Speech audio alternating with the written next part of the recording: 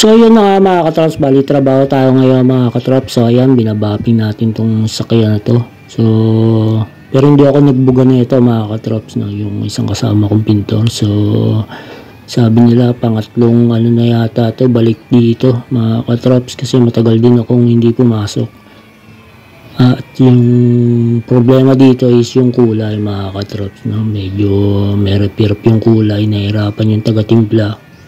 So ito naman normal na nangyayari to mga katrops, no? Kaya sa mga magpapagawa ng sasakyan dyan, so ihanda nyo na rin yung ganong na senaryo na pwedeng mangyari, lalo na kung yung sasakyan nyo is medyo mahirap yung kulay. So kahit minsan, kahit pa computer nyo pa yan medyo lumalayo pa rin yan, medyo maano pa rin. So di talaga maiwasan yung mag ulit-ulit, pero syempre sana wag naman umantong sa ganon, no? Pero yun nga, hindi rin talaga siya maiwasan. Kaya ayan, so ngayon goods na to mga katrops, no? Kuwang-kuwa na yung kulay, kasi medyo sobrang maselan din yung may-ari nito mga katrops, no? Kaya ayan, medyo talagang pinino natin maigi to bago natin bapingin. So niliya ko ng 1 to yan, pagkatapos ng 1 to is 2,000 na 3M naliya.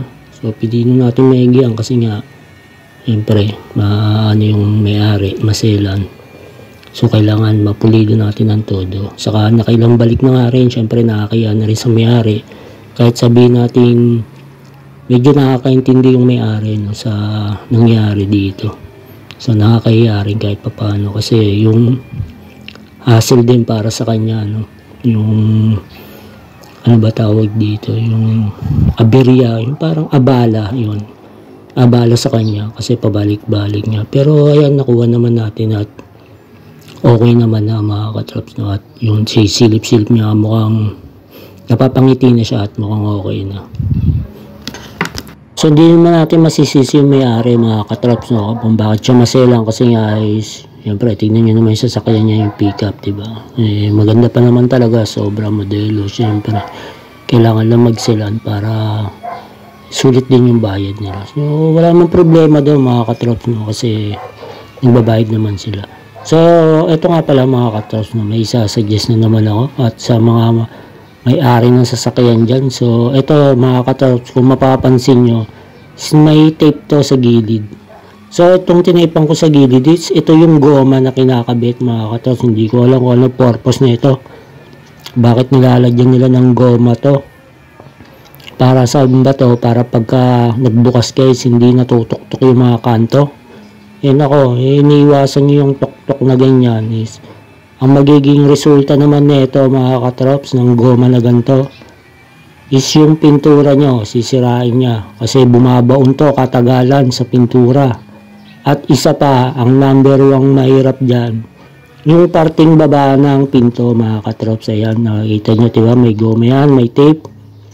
So, yung kanto na yan is dyan nag-stay ang tubig. So, ibig sabihin, imbis na nagpo-flow na pababa yung tubig sa pinto ng sasakyan nyo, is nag-steady siya doon. So, yun ang pwedeng maging cause ng kalawang niya. Lalo't sobrang tagal na yung goma pag ginamit nyo ng matagal yan. Pwedeng yan yung mag-cause ng kalawang ng inyong sasakyan. So para sa akin, hindi man sa pag-ano, marami na akong ginawa dito na tinanggal yung ganyan. Talagang sira ang pintura, kumapit maigi yung goma. So para sa akin, hindi advisable na maglagay ng ganito. Is parang forma lang sa una, pero wala, sisirain na sa sakyan nyo na ito mga katrop. Pero sabagay, kanya-kanya naman trip yan. Sa akin naman yung para lang sa ano, iaano ng sasakyan nyo para at least tumagal siya, kasi yun nga, kalawang kalaban dito mga katrops. Ano mo yung forma na pasamantala at sisirain naman yung sakyan mo, lalo na ito, bago pa to.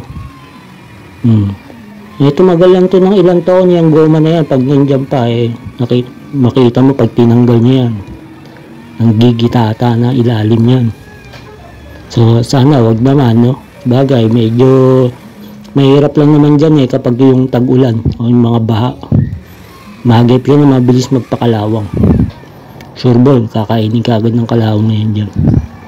Pero yun nga, sa atin naman wala namang ano yun. Paalala lang mga katraps, no.